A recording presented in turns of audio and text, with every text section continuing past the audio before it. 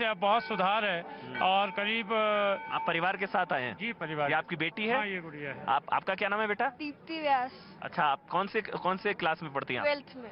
तो आप पहली बार आई हैं, इससे पहले आप? मैं तो पहली बार आई हूँ। अच्छा, पहली बार। कैसा लग रहा है आपको? बहुत बहुत अद्भुत, मतलब ऐसा लग रहा है स्वर्ग है, इसके आगे अब कुछ नहीं है, ऐसा फील हो रहा है। जी। बहुत सुंदर लग रहा है। बहुत सुंदर लग रहा है। देखिए, और लेकिन आपको इंटरेस्ट इनकी वजह से, या आप खुद आई हैं यहाँ पर, आना चाहती थी आप दर्शन? बिल्कुल, मेरी बहुत दिल से इच्छा थी कि मैं आऊँ, और दिवाली के दिन हमारे दर्शन होंगे, इससे अच्छी तो बात कोई हो ही नहीं सकती है। दिवाली के दिन दर्शन होंगे। देखिए, जब हम यहाँ पर आ रहे थे तो बहुत लोग हमसे पूछ रहे थे, भाई दिवाली वाले दिन आप घर से दूर रहेंगे?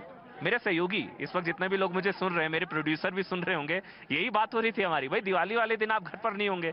तो हमारा जवाब यही था, भाई आप में से कितने लोगों को मौका मिलेगा, ये सौभाग्य मिलेगा देवों के साथ, महादेव के साथ, देवों के देव महादेव के साथ दीपावली मनाने का। हमारा परम सौभाग्य है भाई, परिवार के साथ दीपावली, लेकिन हम महादेव के साथ दीपावली मनाएंगे। अच्छा, एक और सवाल आपसे, एक और सवाल। प्रधानमंत्री भी आ रहे हैं, कितनी चीजें प्रधानमंत्री, क्योंकि 5 बार यहाँ पर कल आ रहे हैं, पांचवी बार वो होंगे, फर्क पड़ता है, चीजें बदलती हैं?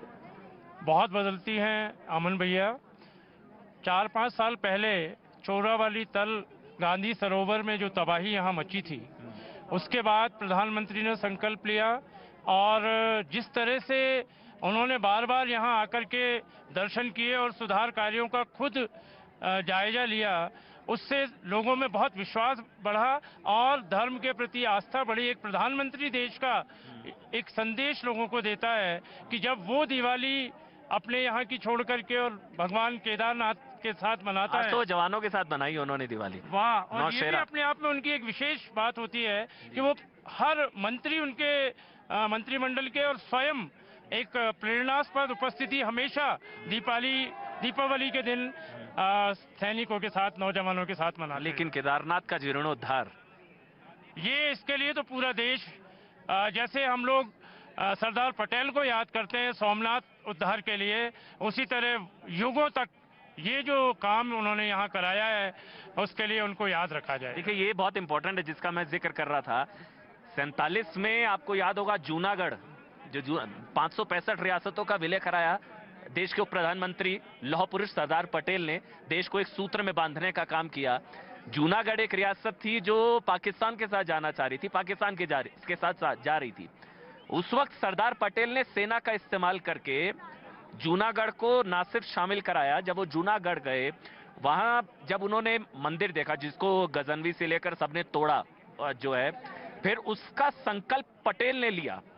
और जिसकी तुलना अभी ये कर रहे थे, वो बहुत जरूरी है समझना, एक बहुत बड़ा मैसेज है। एक पटेल ने संकल्प लिया था, सरदार पटेल ने संकल्प लिया था सोमनाथ, क्योंकि वो भी ज्योतिर्लिंग है, वो पहला ज्योतिर्लिंग है। ये बाबा केदारनाथ 11वां ज्योतिर्लिंग है। 12 ज्योतिर्लिंगों में से पहला ज्योतिर्लिंग जो है वो सोमनाथ का है, 11वां ज्योतिर्लिंग। दोनों ज्योतिर्लिंगों में तबाही हुई, एक प्राकृतिक तबाही थी, समझिएगा फर्क, एक प्राकृतिक तबाही थी, एक तबाही थी जो आक्रांताओं ने तबाही की थी, और वहां जीर्णोद्धार हुआ था, जो पटेल की वजह से जीर्णोद्धार हो पाया था। और फिर डॉक्टर राजेंद्र प्रसाद, ये पूरी जब पढ़ेंगे आप, गूगल करेंगे, आपको बहुत चीजें पता लगेंगी। और उसी की तुलना जो आज यहाँ, क्या नाम है आपका, फिर से बताइए? दीपक व्यास नाम है जी। ठीक है, दीपक व्यास जी ये अच्छी तुलना कर रहे हैं। लेकिन आदि शंकराचार्य, एक बार मैं प्रियंका के पास फिर से चलूंगा।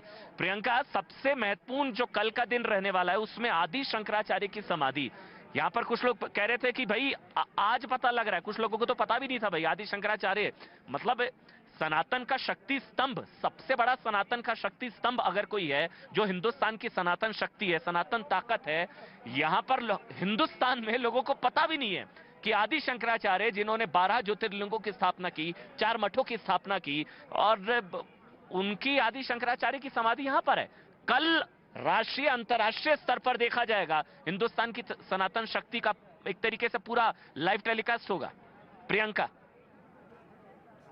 जी बिल्कुल बिल्कुल अमन, आप बिल्कुल सही बात कर रहे हैं कि जैसे कई लोगों को मालूम ही नहीं था कि शंकराचार्य की समाधि स्थल ये है। प्रधानमंत्री जब आते हैं, प्रधानमंत्री जब किसी काम को करते हैं, तो सिर्फ दुनिया ही नहीं, मतलब देश ही नहीं, पूरी दुनिया भी देखती है। मेरे साथ कुछ युवा यहाँ पर हैं जो लोकली उत्तराखंड के ही हैं, तो इनसे जरा जान लेते हैं, आप इससे पहले कब यहाँ पर आए थे? मैं 2017 में पहली बार यहाँ पर पहुँचा था। अच्छा, बाबा केदारनाथ। आप आए, तो कुछ फर्क आपको दिख रहा है 2017 से 2021 के बीच?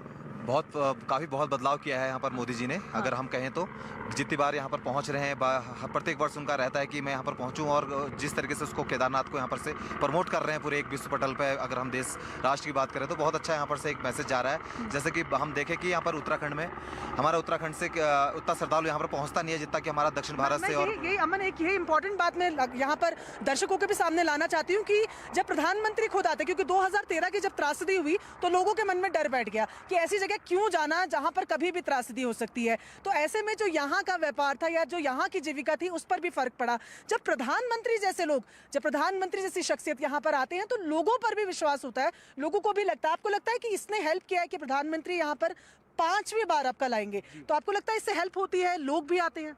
जी, बहुत ज़्यादा हेल्प होती है। एक तो लोगों का जो जिस तरीके से 2013 में जो घटा था, उसको लेके लोगों के अंदर जो भावना बैठी हुई थी कि यहाँ पे जाना एक बहुत खतरा लगता था, लेकिन जब देश का ही पीएम यहाँ पे आ रहा है तो वो चीज़ लोगों के लिए, जो आम जनता है जो यहाँ पे आती है, जो उत्तराखंड से नहीं बिलोंग करती, कहीं और अदर स्टेट से आती है, फिर कहीं अदर से आ रहे हैं, तो उनके लिए एक बहुत अच्छा एक मैसेज आता है कि हाँ, कि आप इस चीज़ को आइए, यहाँ पे देखिए। ये एक जो बाबा केदार का जो यहाँ पे एक मंदिर है, इस चीज़ के लिए यहाँ पे जो बनाया गया है, इसके दर्शन करने के लिए आप आ सकते हैं। ये एकदम सेफ है। चांसेस बढ़ते हैं, इससे रोजगार के भी चांसेस बढ़ते हैं। बहुत मैं तो यहाँ पर देखा हूँ, मैं यहाँ पर क्षेत्रीय अपना उत्तराखंड से ग्राम प्रधान भी हूँ। मैं प्रधानमंत्री मोदी से काफ़ी प्रभावित हुआ हूँ। जिस तरीके से वो उत्तराखंड में एक दूरस्थ क्षेत्र में एक हमारे केदारनाथ जैसे मंदिर, एक मतलब कहें तो तीर्थस्थल को यहाँ पर प्रमोट कर रहे हैं, यहाँ पर आके और लोगों को बता रहे हैं यहाँ की जो है। अभी शंकराचार्य, आपकी पहले थोड़ी बात हुई थी, शंकराचार्य जी की जो समाधि के बारे में यहाँ पर किसी को भी पता नहीं था। जिस तरीके से इस बार शंकराचार्य चौक का समाधि का इस बार कल अनावरण होगा, तो बहुत आप लोग पहली बार आ रहे हैं? पहली बार आ रहे हैं। मुझे ये बताइए आप लोगों की जानकारी, क्योंकि अभी कई लोगों से बात ऐसी हुई है जिनको मालूम ही नहीं था कि आदि शंकराचार्य की समाधि यहाँ है, और आदि शंकराचार्य तो शायद धर्म के स्तंभ की अगर बात की जाए तो वो है। हाँ, तो आपको लगता है कि अब जब प्रधानमंत्री यहाँ से खुद आएंगे, अनावरण करेंगे, वो सिर्फ देश में, दुनिया में देखा जाएगा, तो कहीं ना कहीं जड़ों को जीवित करने की कोशिश भी इससे कहा जाए? ये एक पहल है, मोदी जी के एक पहल है यहाँ दोबारा से लोगों को आने के लिए। हालांकि वो तो एक वो था, तो लोगों को प्रेरित भी कर रहे हैं प्रधानमंत्री मोदी यहाँ पर खुद आकर, ये यहाँ के लोकल लोगों का कहना है। जी अमन। बिल्कुल प्रियंका, लोगों में लोग उत्साहित हैं कल के कार्यक्रम को लेकर, क्योंकि देश ही नहीं पूरी दुनिया में तस्वीरें जाएंगी, पूरी दुनिया देखेगी। देखिए, अयोध्या से लेकर काशी तक, और काशी के बाद अब यहाँ केदारनाथ तक, ये हिंदुस्तान की सनातन शक्ति जो है उसका लाइव टेलीकास्ट कल होगा। और अभी हम यहाँ पर दिखा रहे हैं एक छोटा सा ब्रेक, यहीं से लाइव बुलेटिन आगे भी जारी है। छोटा सा ब्रेक ले रहे हैं।